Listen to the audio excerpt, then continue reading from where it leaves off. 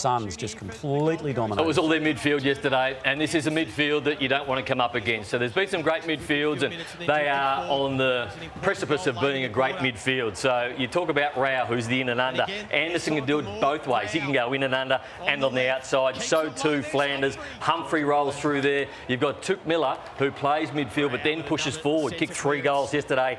And Witts as a ruckman, plus 16 in the clearances yesterday. You don't want to come up against the Gold Coast Suns and take their midfield lightly.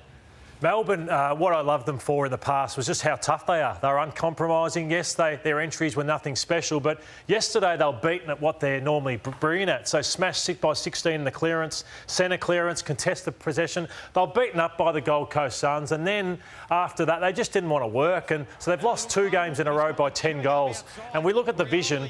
Like, this is... Remember we sat here last Sunday and spoke about the Bombers? This was as bad as the Bombers. So the Gold Coast just running in waves at ease. So if Melbourne aren't strong at the coalface, what is their weapon? They are in real no man's land with where they're at as a side. Yes, they've introduced some players, but if you want to play this game against the Gold Coast Suns, good luck with the weapons that they have. And I just look at them. There's players just running away, but not actually coming up to put pressure on. This is bad by Steve May. Like, does he really want this, Steve May? He bobbles the ball. Then this handball from Rivers coughs that one up. So then it's a tackle.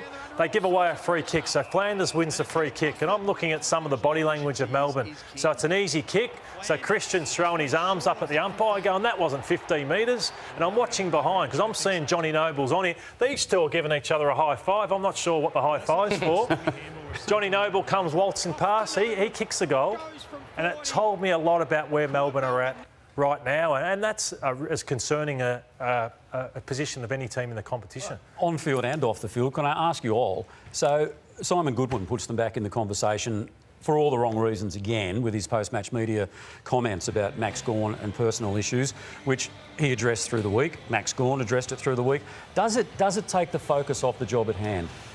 I don't think so. I think these things get beaten up by the media. Hang on a minute. It wasn't a media beat-up. It's the media beating up. I don't think there's an issue within Melbourne who they sit there and go, oh, what about Goody's comments? I don't think Max Gawn and the players then start talking about it. I don't even think they notice it or even talk about it during the week. I think they get asked the question and Max Gawn has to answer the question. But you'd be surprised how much players don't take in what is said about them from week to week. I think the media was quite defensive of what Simon Goodwin said last week, TJ, but I think the wider conversation is now being had about this club trying to reposition itself publicly through its own narrative of the we love each other, and this was going to be the new outlook in 2025. But, Rory, I was always going to judge that on the win-loss, and the win-loss right now, 2 10-goal losses against teams that are on the way up maybe in North Melbourne and Gold Coast Suns, but it's not the way they intended to start. Yeah, not at all, and it was probably especially their clearance work for me, that was probably a bit off for Melbourne. I mean, Viney had 1, I think Petrarca had 2, Oliver had 5 clearances, and Gorm was a bit quiet as well. So that's normally their one wood. They're so good in the contest, and for them to be down in that area was a few warning signs. Do you think it's an issue with what's going on publicly, narrative-wise? Well, I don't know. I've not played, so I don't know how much of that becomes part of the mindset, be it subconsciously or whatever. No, it doesn't. To jump in, it doesn't. It's speaking from experience. It's one of those things you literally tune out from a lot of that noise. And to Nathan's point, they wouldn't even seen it. Yeah, but I'll also say to Nathan's point, it wasn't a media beat-up. It was a genuine story, so much so that Max addressed it, Simon Goodwin addressed it, so it wasn't a media beat-up. Well, they addressed it because they were asked about it. Yes, Simon Goodwin did put it on the agenda, probably didn't need to, but it was a bigger story than what it needed to be. Yeah. Did you talk about it at all on your various outlets? No. We are a comedy show on Triple M with Damo, so that's what we roll with.